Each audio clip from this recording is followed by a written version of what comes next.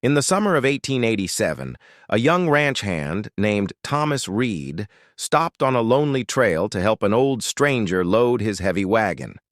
Thomas expected nothing in return, not even a thank you. But after watching his kindness, the old man smiled and said something Thomas never expected. "My daughter needs a good man like you."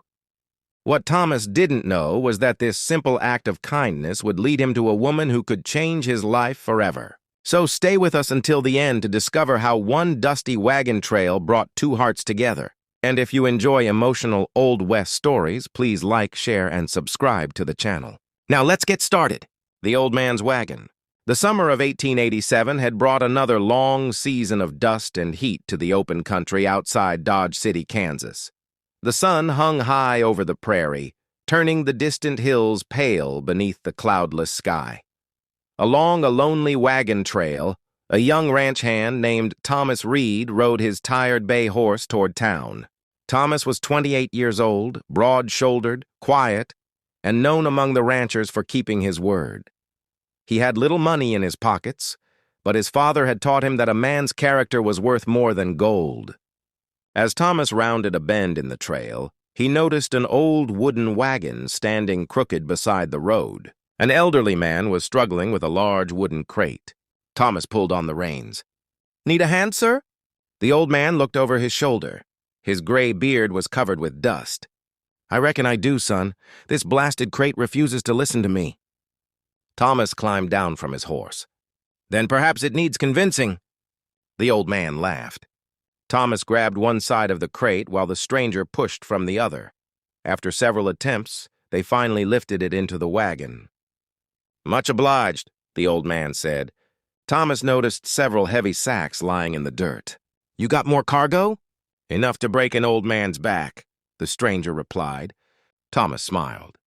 "Then we'd better finish the job." For nearly half an hour, Thomas loaded flour, canned goods, tools, and a small wooden trunk into the wagon. He also repaired one of the loose ropes holding the cargo in place. When he finished, the old man studied him carefully. "You always help strangers like this?" Thomas wiped the sweat from his forehead. "Whenever I can." "Why?" Thomas paused. "My father used to say that a man never knows when he'll be the one needing help." The old stranger became strangely quiet. "What was your father's name?" "James Reed." The old man's eyes widened slightly. "James Reed?" Thomas nodded. "You knew him?" The stranger smiled faintly. "Long ago, your father was a good man." Thomas looked at him with surprise. "And you are?" "Samuel Carter."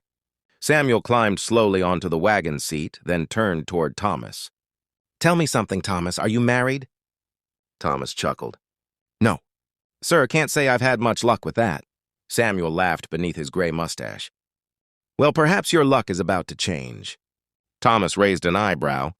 "What do you mean?" Samuel pointed toward the road leading to his ranch. "I have a daughter." Thomas smiled awkwardly. "I see." Samuel's grin grew wider. "And she needs a good man like you." Thomas stood speechless beside the wagon. He had stopped only to help an old stranger load his wagon. He had no idea that one simple act of kindness was about to change the course of his entire life. The daughter's choice. Thomas Reed stared at Samuel Carter, wondering whether the old man was serious. "Sir, I believe you may have misunderstood me," Thomas said with an embarrassed laugh. "I only stopped because you needed help." Samuel chuckled. "I know exactly why you stopped, son. That's why I invited you to my ranch." Thomas hesitated, but Samuel insisted. "You've already given me half a day's help. The least I can do is offer you supper." By sunset, they reached the Carter homestead. It was a modest ranch surrounded by fields of golden grass, a weathered barn, and a small white house with a wooden porch. Before Thomas could dismount, a young woman stepped outside. She wore a simple blue dress, her dark hair tied loosely behind her. Her eyes immediately went to her father. "Pa, where have you been?" "Had some trouble on the trail," Samuel replied. "Fortunately, this young man came along." The woman looked at Thomas. "I'm Clara Carter." "Thomas Reed." Samuel climbed down and grinned. "Clara, Thomas helped me load the whole wagon." Clara smiled politely. "Then we owe you our thanks." Thomas shook his head. Your father would have managed eventually. Samuel laughed. Eventually, I nearly died lifting that crate. Clara rolled her eyes. Pa, you say that every time you lift something heavier than a sack of flour. They all laughed, and Thomas soon found himself feeling more comfortable. During supper, Samuel spoke proudly about his daughter. Clara managed most of the ranch work since her mother had passed several years earlier. Thomas noticed something unusual about her. She wasn't waiting for someone to rescue her. She was already taking care of herself. After supper, Thomas prepared to leave. I should be heading home. Clara walked him to the porch. Thank you again for helping Pa. It was nothing. It wasn't nothing to him. Thomas smiled. I'd help him again. Clara looked at him for a moment. I believe you. Over the next few weeks, Thomas found himself visiting the Carter Ranch more often. Sometimes Samuel needed help repairing a fence. Other times, Clara needed assistance with the horses or broken wagon wheels. But Thomas soon realized he wasn't coming only to help. He wanted to see Clara. They began talking beside the barn at sunset. She told him about her dreams of expanding the ranch. He told her about his father's old cattle spread and the life he hoped to build someday.